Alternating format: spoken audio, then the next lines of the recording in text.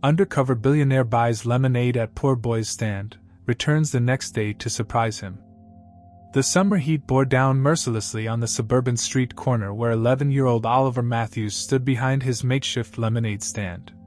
His setup wasn't much, just a wobbly card table draped with his mother's old checkered tablecloth, a stack of paper cups, and a large pitcher of freshly squeezed lemonade.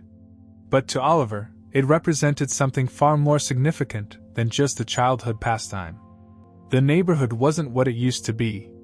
Once pristine houses now showed signs of wear, with peeling paint and overgrown lawns telling silent stories of financial struggles. Oliver's house was among them, though his mother worked tirelessly to maintain their dignity. He'd overheard her crying on the phone last night, discussing past due bills with his aunt. That sound had settled deep in his chest, becoming the force that drove him to set up his stand at dawn, even before the morning dew had dried. The day had been slow. A few kind neighbors had stopped by, paying more than his advertised price of 50 cents per cup, their eyes filled with a mixture of pride and pity that made Oliver's stomach twist. He knew they were trying to help, but he wanted to earn his way, just like his mother had taught him. It was nearing 4 o'clock when the strange car appeared. The vehicle was a sight to behold, and not in a good way. The once blue paint had faded to a patchy gray, and the muffler dragged slightly, creating a metallic scraping sound that made Oliver wince. The car pulled up to the curb with a wheezing cough of its engine, and out stepped a man who seemed to match his vehicle perfectly. The stranger's clothes hung loose on his thin frame, a threadbare jacket despite the heat, worn jeans with frayed cuffs, and shoes that had long since lost their original color. His face was hidden beneath several days' worth of stubble, and his eyes carried dark circles that spoke of sleepless nights. Yet there was something about those eyes that caught Oliver's attention, a sharp intelligence that seemed at odds with the man's disheveled appearance. "Afternoon," the man said, approaching the stand. His voice was rough but gentle. "How much for a cup?" 50 cents, sir," Oliver replied, straightening his posture the way his mother had taught him when speaking to adults. The stranger nodded, reaching into his pockets. He pulled out lint, a paper clip, and finally, a few coins. His face fell as he counted them. "I've only got 38 cents, he muttered, more to himself than to Oliver. "Sorry, kid. I shouldn't have bothered you." Something in the man's defeated tone struck a chord in Oliver. He remembered the previous winter when his mother had lost her second job, and they'd had to count pennies for a loaf of bread. The memory sparked an immediate decision. "Wait," Oliver called out as the man turned to leave. "You can have it for free." He was already pouring the lemonade into a cup. The stranger paused, turning back with a surprised expression. "You don't have to do that." "I want to," Oliver insisted, holding out the cup. Then, surprising himself, he added, "Sometimes we all need a little help. That's what my mom always says." The man's hand trembled slightly as he accepted the cup, and for a moment, Oliver thought he saw something flicker in those intelligent eyes, something that looked suspiciously like tears. But it was gone so quickly, he might have imagined it. "Thank you," the stranger said, his voice thick with an emotion Oliver couldn't quite identify. "Mind if I sit for a bit?" He gestured to the wooden bench near the stand. "Not at all," Oliver replied, feeling oddly comfortable with this unusual customer. As the man sipped his lemonade, Oliver continued his business. A couple of teenagers walked by, giggling and pointedly ignoring his calls about fresh lemonade. A businessman in a crisp suit passed, eyes glued to his phone, nearly knocking over Oliver's sign. Through it all, Oliver maintained his smile, adjusting the sign, and calling out to the next potential customer. The stranger watched all this with growing interest. After a particularly rude dismissal from a passing jogger, he spoke up. "You don't let it get to you, do you?" Oliver shrugged, arranging his cups for the 100th time. "Can't afford to. Mom says success is about persistence, not permission." The man's eyebrows rose. "Your mother sounds wise. Tell me, why a lemonade stand?" There was something in the way he asked, not condescending or dismissive like some adults, but genuinely curious, that made Oliver open up. "We're having some tough times," he admitted, his voice dropping slightly. Mom works 2 jobs now, but it's still hard. I heard her crying last night about the rent and my school books for next year. He squared his shoulders, a determined glint in his eye. I'm not a little kid anymore. I want to help. The stranger was silent for a long moment, studying Oliver with an intensity that should have been uncomfortable but somehow wasn't. Finally, he spoke, his voice carrying an odd note of authority despite his appearance. I'll be back tomorrow. Oliver tried to hide his skepticism. He'd heard that promise before from various well-meaning adults who never returned. Sure, sir. Thank you for coming today. As the man walked back to his beaten-down car, Oliver noticed something strange. Despite his ragged appearance, the stranger's posture had changed. He walked with the straight-backed confidence of someone used to commanding attention.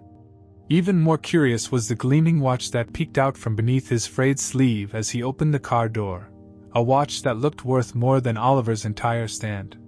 But before Oliver could process these inconsistencies, the car had sputtered to life and disappeared around the corner, leaving him with an odd feeling that something significant had just happened. He just couldn't quite figure out what. What Oliver didn't see was the sleek black sedan parked 2 blocks away, or the well-dressed woman inside it speaking rapidly into a phone.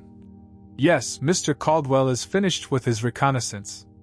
Begin preparations for tomorrow's operation. And Sarah? Make sure the documents are ready. I think he's found what he's been looking for. As the afternoon sun cast long shadows across the suburban street, Ethan Caldwell found himself doing something he hadn't done in decades, simply sitting and observing life unfold around him.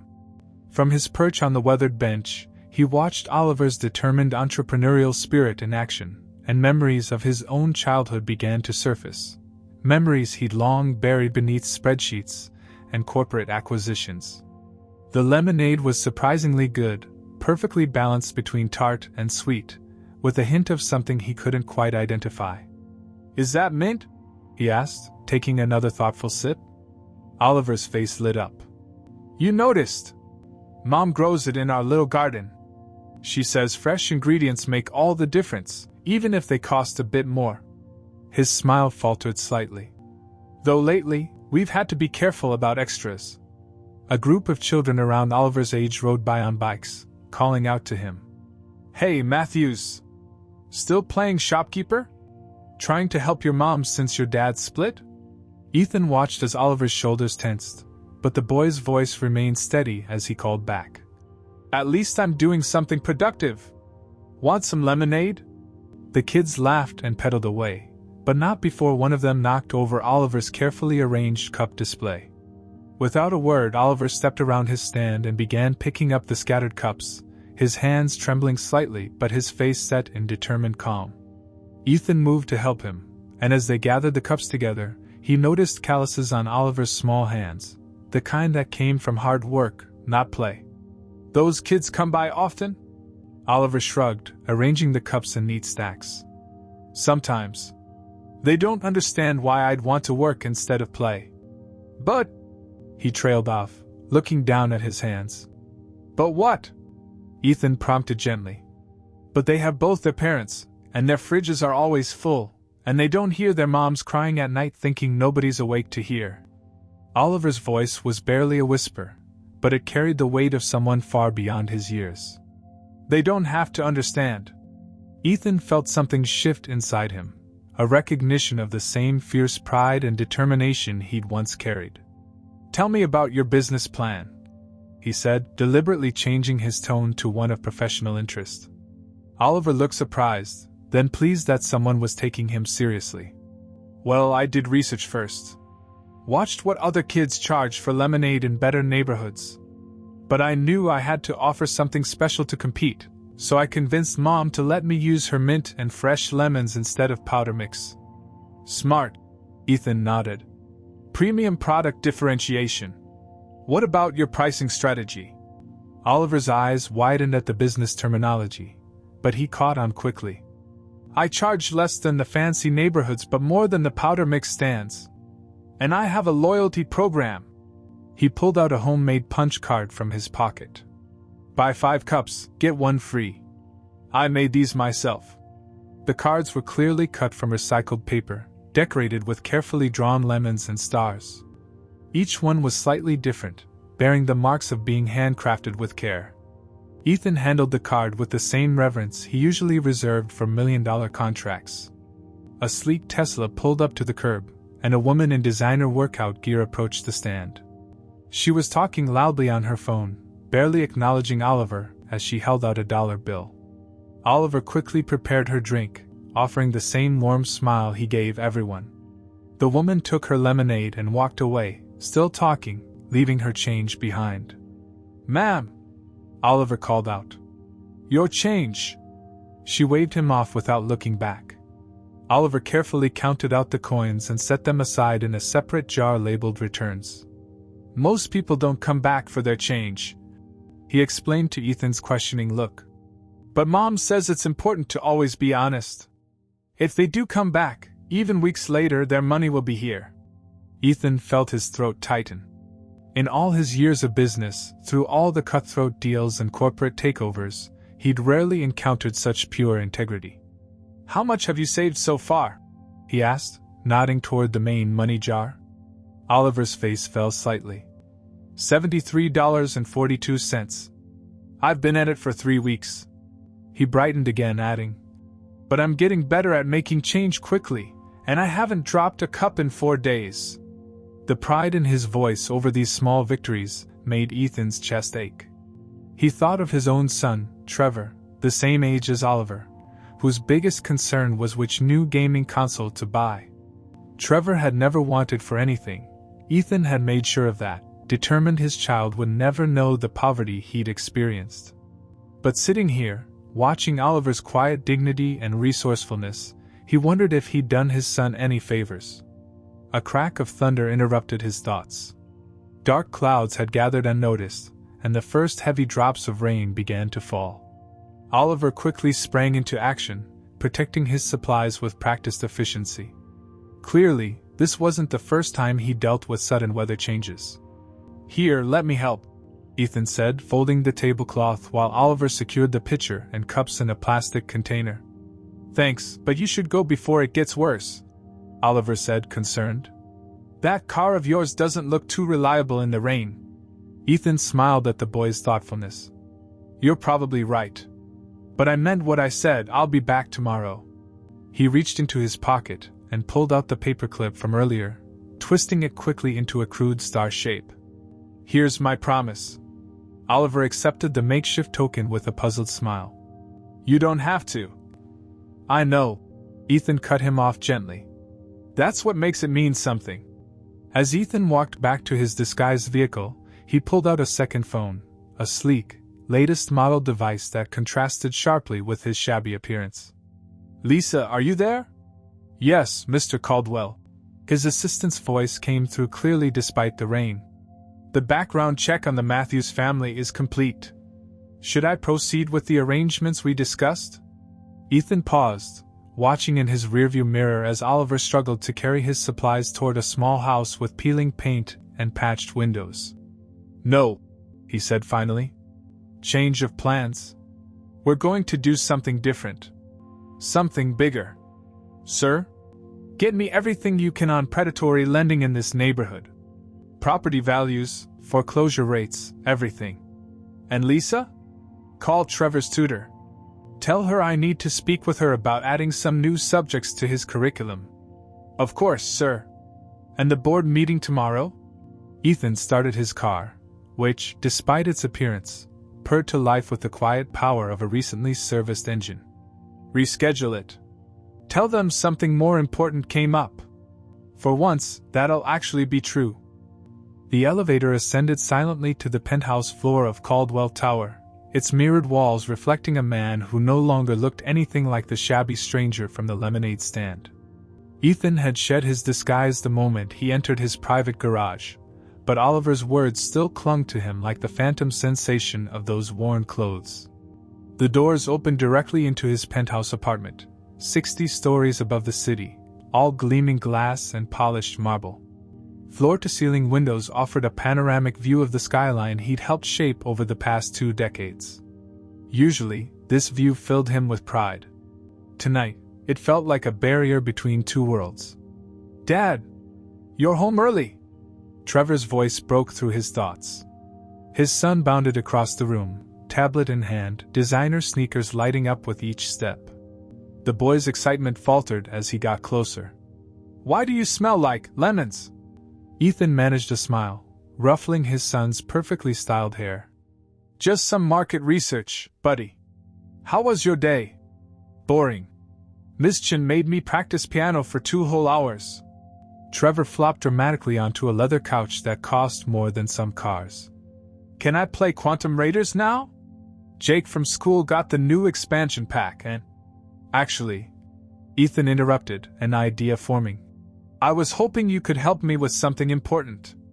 A business matter." Trevor perked up immediately. Ethan rarely shared his work with him, despite the boy's constant questions about what happened in the big tower. "There's this small business owner I met today," Ethan continued, choosing his words carefully. "Very innovative entrepreneur, about your age. I'd love your perspective on his operation." "My age?" Trevor's nose wrinkled in confusion. "What kind of business?" "Lemonade stand." "Oh." The disappointment in Trevor's voice was palpable. "Like those kids in the neighborhood mom says we shouldn't stop for because it's unsanitary?" Ethan felt something twist in his chest. He remembered his late wife's well-intentioned but privileged worldview, and how much of it he'd allowed to shape Trevor's upbringing. This one's different. The owner uses fresh ingredients, has a loyalty program, even maintains a separate fund for customer returns. His profit margins are small, but his business ethics are impeccable. Trevor looked skeptical. "Why do ethics matter if he's not making money?" "That's what you always say, profit is the bottom line." The words hit Ethan like a physical blow. Had he really become so focused on wealth that he taught his son to dismiss everything else? He thought of Oliver's careful handling of other people's change, of his resilience in the face of mockery, of his desperate desire to help his struggling mother. "I was wrong," Ethan said quietly. "What?" "I was wrong," he repeated louder this time. "Profit isn't everything. Sometimes the most valuable things can't be measured in dollars." Trevor stared at him as if he'd started speaking in tongues. "Dad, are you feeling okay?" Instead of answering, Ethan walked to his study, returning with a worn shoebox he hadn't opened in years. "Come here, son. I want to show you something." Inside the box were remnants of a life he rarely discussed, faded photographs, old newspaper clippings, and a single wooden coin, his first refund token, from when he ran his own street corner business selling newspapers. "Before Caldwell Enterprises, before the tower and the billions, this was me." He handed Trevor a yellowed photograph of a skinny teenager in patched clothes, standing proudly beside a newspaper stand. "My mother worked 3 jobs, but it was never enough. So I started my own business, just like the boy I met today." Trevor handled the photograph with unexpected care. "You never told me about this. I thought I was protecting you by keeping you away from that part of life. Now I wonder if I've only been protecting myself, from remembering what it felt like to be hungry, to be looked down on, to have to fight for every penny." Ethan's voice grew rough with emotion. "But that hunger, that fight, it taught me things that no Ivy League school ever could." His phone buzzed. Lisa's name flashed on the screen along with a detailed report about the Matthews family. Sarah Matthews, single mother, 2 jobs, former nurse, now working as a medical receptionist and weekend caregiver. No criminal record, excellent rental history despite frequent late payments. Currently 3 months behind on rent due to emergency medical bills. Property owned by Vista Real Estate Holdings, one of Caldwell Enterprises' many subsidiary companies. The irony wasn't lost on him. He owned the building that was causing Oliver and his mother so much stress. His company was part of the system making their lives harder. "Lisa," he spoke into the phone, "get me the complete portfolio of Vista's residential properties. And set up a meeting with the board for first thing tomorrow." "Sir?" Lisa's voice carried a note of concern. "You asked me to reschedule tomorrow's board meeting. This is different. This is urgent." He ended the call and turned back to Trevor, who was still examining the contents of the shoebox. How would you like to learn about real business, son? Not just profits and acquisitions, but what it means to build something meaningful. Trevor looked up, something new flickering in his eyes, curiosity, maybe even understanding. Like your newspaper stand? No. Ethan smiled, thinking of Oliver's careful bookkeeping and mint-flavored innovation. Like a lemonade stand. He spent the next hour showing Trevor his old ledgers, explaining how he tracked every sale, planned for bad weather days, dealt with difficult customers.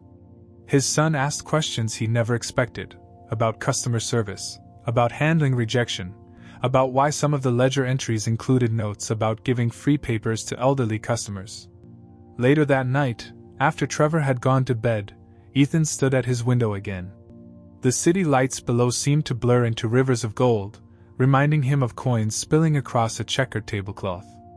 He pressed his forehead against the cool glass, remembering the moment someone had given him his first real chance.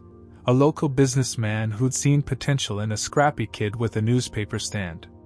Sometimes we all need a little help, he whispered, echoing Oliver's words. Then he pulled out his phone one last time. Lisa? One more thing. Contact our friends at Goldman's. Tell them to free up my entire investment portfolio. And find out who's the best business lawyer in town for setting up educational trusts. He paused, a smile playing at his lips. Also, I need you to buy every lemon and sprig of mint in the city.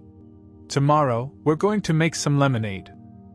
The next morning dawned bright and clear, perfect weather for selling lemonade. Oliver arrived at his corner earlier than usual, his mind still dwelling on the strange man from yesterday. The twisted paperclip star sat in his pocket. He'd found himself unable to leave it at home, though he couldn't explain why. As he set up his stand, something felt different about the street. There were more cars than usual for this time of day, and he could have sworn he saw someone with a camera ducked behind a tree. But he shrugged it off, focusing on arranging his cups in neat rows, just as the mystery man had helped him do yesterday. Hey, Oliver! He turned to find Marcus, one of the boys who usually teased him, standing awkwardly nearby. Something about the boy's demeanor was different today, less cocky, more uncertain. Want some lemonade? Oliver offered, maintaining his professional smile. Actually, Marcus shuffled his feet.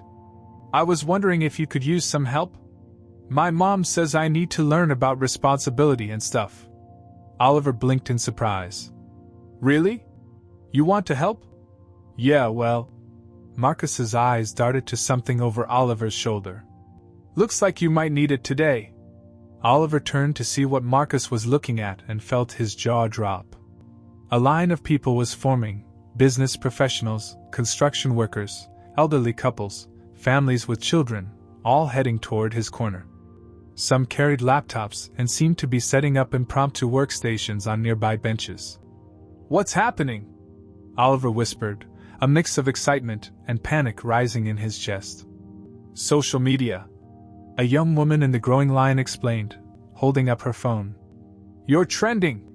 Hashtag Oliver's Lemonade is all over local Twitter this morning. Something about the best-kept secret in town? Oliver's mind raced. He had enough lemons for maybe 20 more cups, and his mint supply was running low. How could he serve all these people? His mother was at work, and he couldn't leave to buy more supplies without losing customers. Just then, a familiar sound made him turn, the scraping muffler of yesterday's beaten-down car. But what pulled up instead was a gleaming black Mercedes Maybach, its windows tinted so dark they looked like mirrors. The car stopped directly in front of his stand, and the back door opened. The man who stepped out was both familiar and completely foreign. Gone were the shabby clothes and unkempt appearance. In their place stood someone who looked like he'd stepped out of a business magazine cover. Immaculate suit, perfectly groomed hair, an aura of quiet authority that made the growing crowd step back instinctively. Hello, Oliver, the man said, his voice the same gentle tone from yesterday despite his transformed appearance. I promised I'd be back. Oliver's mind struggled to reconcile the two versions of the man before him. You're not really broke, are you? A warm chuckle. No, I'm not. My name is Ethan Caldwell. He paused, waiting for recognition that didn't come. Of Caldwell Enterprises? Oliver shook his head, and Ethan's smile grew wider. Good. That makes this even better. He turned toward his car and nodded. The trunk opened, and people in crisp uniforms began unloading crates of fresh lemons, boxes of cups, and enough mint to supply a restaurant. First rule of business, Ethan said, rolling up his expensive sleeves. Always be prepared to scale up when demand increases.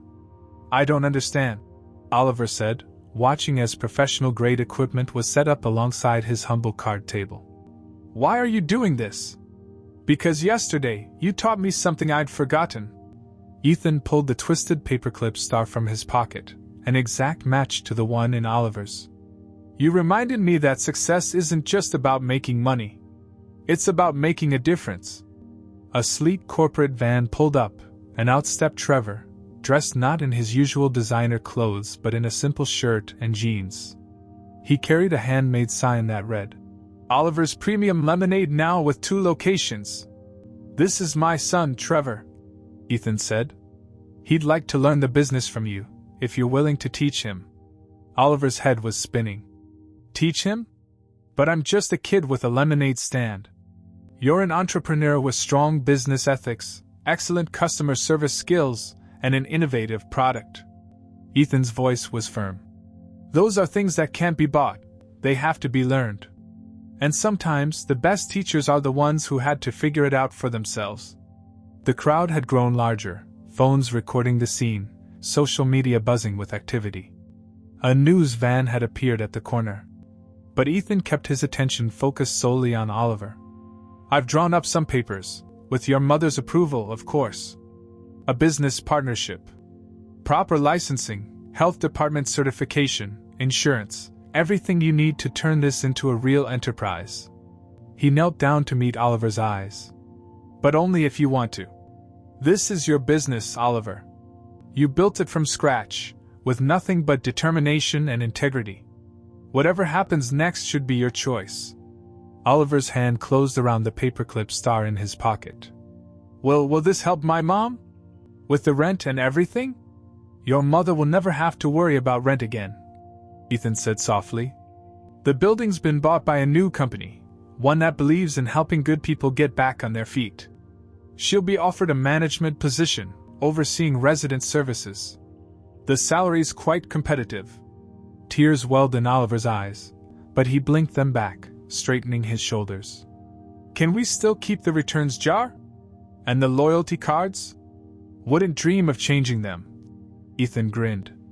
In fact, I think we should make them our trademark. Oliver's Lemonade, where honesty is always in stock. A small hand tugged at Oliver's sleeve. It was Trevor, looking nervous but determined.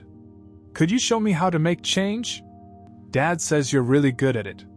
Oliver looked at the growing crowd, at the professional equipment, at Trevor's earnest face, and finally at Ethan, the shabby stranger who had turned out to be so much more. He thought about all the times people had ignored his stand, all the nights he'd heard his mother crying, all the dreams that had seemed impossible just yesterday. Then he smiled, reached for a fresh lemon, and said, First, let me show you the secret to getting the mint-to-lemon ratio just right. Sarah Matthews had always prided herself on being unshakable.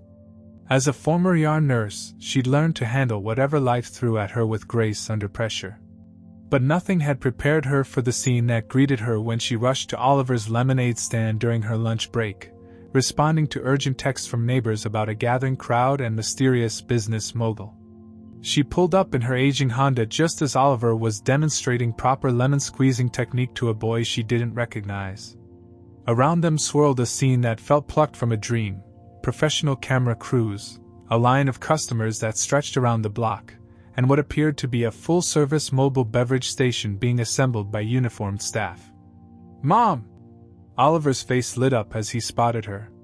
Mom, you're not going to believe. Mrs. Matthews. A tall man in an impeccable suit stepped forward, extending his hand. I'm Ethan Caldwell. Your son gave me free lemonade yesterday when I was differently dressed. He showed me kindness without expecting anything in return. Now I'd like to return the favor."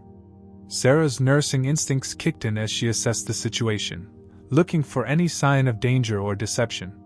But what she saw in Ethan's eyes was something she recognized from her years in healthcare: genuine empathy mixed with purposeful determination. "Perhaps we could step inside for a moment?" Ethan gestured toward a luxury SUV with tinted windows parked nearby. "There are some things we should discuss privately." Inside the climate-controlled vehicle, Sarah found herself seated across from both Ethan and a distinguished-looking woman who introduced herself as Lisa Chin, Chief Legal Officer of Caldwell Enterprises. Between them sat a leather portfolio thick with documents. "Before we begin," Ethan said, "I want you to know that everything I'm about to propose is legitimate and without strings attached. Your son's integrity moved me deeply, Mrs. Matthews. It reminded me of my own childhood and the person who gave me my first real chance." Lisa opened the portfolio and began laying out documents. "We've prepared several options for you to consider. First, there's the matter of your current employment."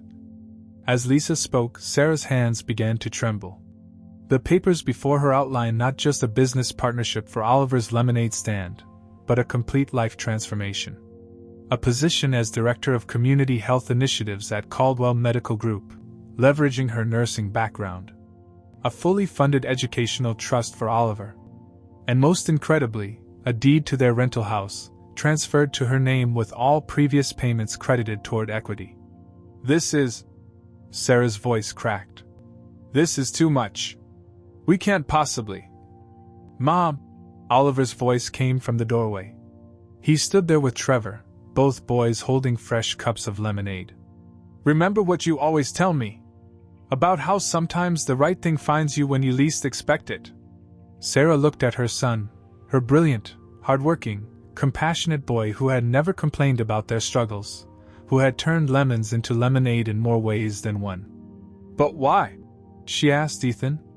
"Why us?" Ethan's expression softened. "Because your son showed me something priceless.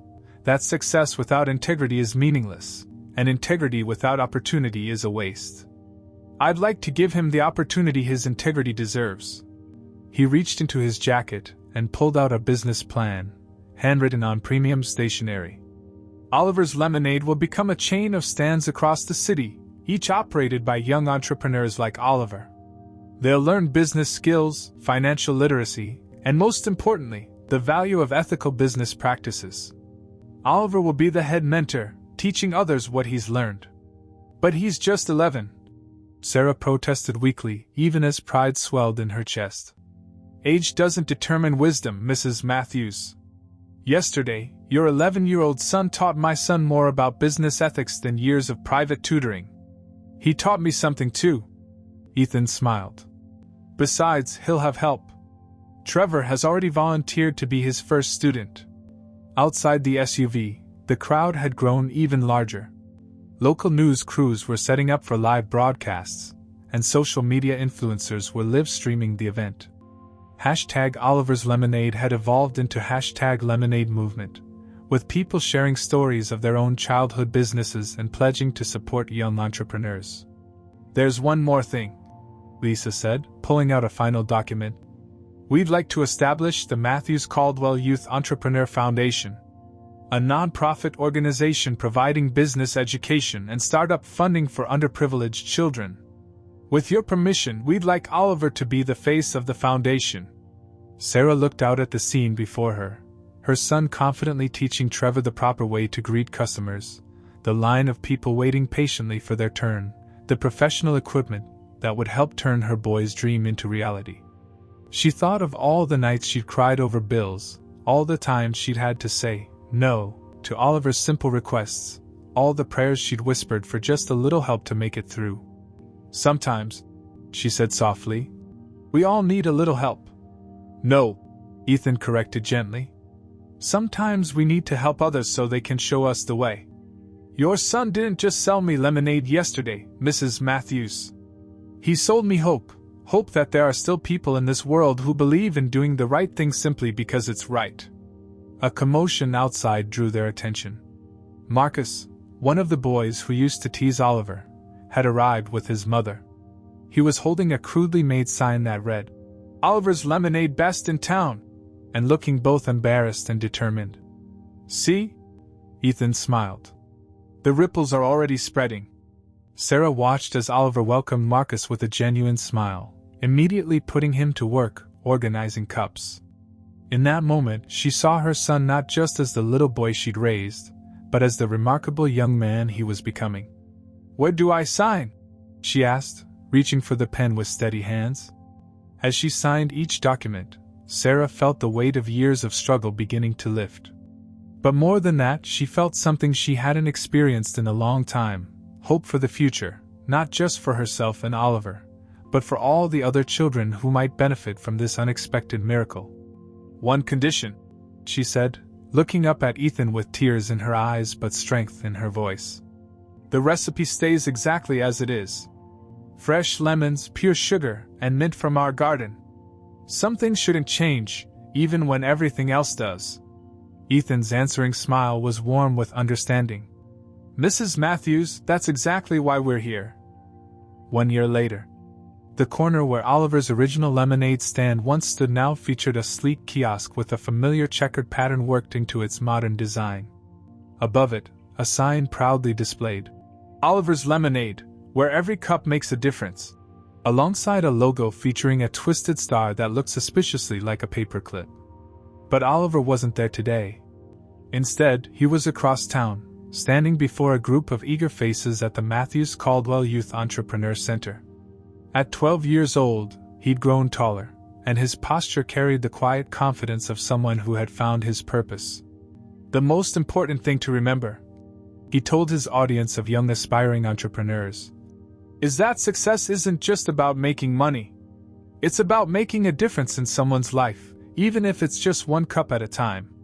In the back of the room, Ethan Caldwell leaned against the wall, watching with pride as Oliver held up a familiar jar. "This is our returns jar. Can anyone tell me why we keep it?" A small girl in the front row raised her hand. "Because honesty is always in stock." Oliver beamed. "Exactly. And speaking of honesty," he reached into his pocket and pulled out the original paperclip star, now preserved in a small clear case. "Sometimes the smallest acts of kindness can change everything. 1 year ago, a stranger gave me this star as a promise.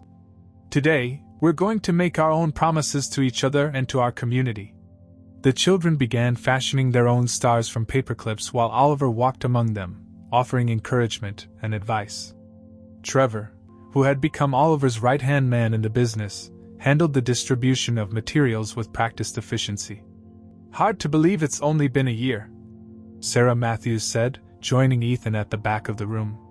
She looked different now, professionally dressed, well-rested, carrying herself with the confidence of someone who had found her footing in life. The Matthews Caldwell Youth Entrepreneur Foundation had exceeded all expectations. What started as a single lemonade stand had grown into a movement. 25 stands now operated across the city, each run by young entrepreneurs from underprivileged backgrounds. Every stand maintained the original recipe and, more importantly, the original values. "Oliver's latest proposal is quite impressive," Ethan remarked, holding up a tablet displaying a detailed business plan. "Expanding into school cafeterias, with proceeds funding STEM programs. He's thinking bigger than I ever expected." Sarah smiled. "He learned from the best. Though I'm not sure if I mean you or those long nights counting pennies at our kitchen table. Both experiences have value." Ethan nodded. "That's what makes this program special. We're not just teaching business, we're teaching resilience, empathy, and the kind of wisdom that only comes from overcoming challenges." The center's walls were covered with success stories, photographs of young entrepreneurs with their stands, news clippings about the foundation's impact, and letters from grateful parents. In the center hung a large frame containing the original checkered tablecloth from Oliver's first stand, preserved like a precious artifact. "Did you see Marcus's quarterly report?" Sarah asked, gesturing to a display where the boy, once Oliver's tormentor, now one of his most successful mints, had documented his stand's growth with meticulous care. He's already saved enough to help his mother start her own catering business. The ripple effect, Ethan murmured. It never ceases to amaze me. At the front of the room, Oliver was wrapping up his lesson. Remember, every one of you has something valuable to offer. Sometimes it just takes one person believing in you to help you see it. As if on cue, the door opened, and Lisa Chen entered, accompanied by a film crew. Ready for the documentary interview, Oliver? The boy nodded, then turned back to his class. Before we finish, I want you all to look under your chairs. There's an envelope for each of you. The children scrambled to retrieve their envelopes, expressions of wonder spreading across their faces as they opened them. Inside each was a startup grant, a business plan template, and a single copper penny. The grant will help you begin, Oliver explained. But that penny is more important. It's your first piece of capital, proof that you're a real business owner. Keep it somewhere safe, and whenever you doubt yourself, remember, every fortune starts with a single penny and a dream. The room erupted in excited chatter as the children examined their envelopes. Oliver made his way to the back where Ethan and his mother waited. Not bad for a kid with a lemonade stand, huh? He grinned. Ethan knelt down to meet his eye level, something he'd done that first day at the stand. You were never just a kid with a lemonade stand, Oliver. You were a reminder of what business should be about, helping others rise while lifting yourself up. Speaking of helping others rise, Sarah interjected. Don't you have something to show Ethan? Oliver pulled out a folder containing what appeared to be architectural plans. Remember how you said the old recreation center was being torn down? Well, I've been thinking. What if we turned it into a youth business incubator? The foundation could sponsor it, and we could offer classes, mentorship, even microloans. Ethan studied the plans, his expression thoughtful. This would be a major undertaking. The renovation costs alone. I've done the math, Oliver interrupted, flipping to a detailed budget. If we reinvest 20% of our profits from the lemonade stands, and secure matching funds from corporate partners. He launched into a sophisticated financial analysis that would have impressed a seasoned CFO. Ethan listened, amazed not just by the boy's business acumen, but by how he maintained his core values even as his knowledge grew. Every part of the proposal included provisions for community benefit and ethical business practices. Well, Ethan said finally, I suppose we should start making some calls. But first, he reached into his pocket and pulled out 2 items, a fresh lemon and another paper clip. Why don't you show me how to make that perfect mint-to-lemon ratio one more time? Oliver's face lit up. Taking the lemon, he began explaining the process just as he had a year ago, but now with the confidence of a true mentor. Above them, through the center's windows, the sun caught the twisted paperclip stars the children had made, sending tiny reflections dancing across the room like promises waiting to be kept. And somewhere in the city, a child was setting up their very first lemonade stand, ready to learn the lesson that Oliver had taught so many, that sometimes the sweetest success comes not from what you gain, but from what you give back.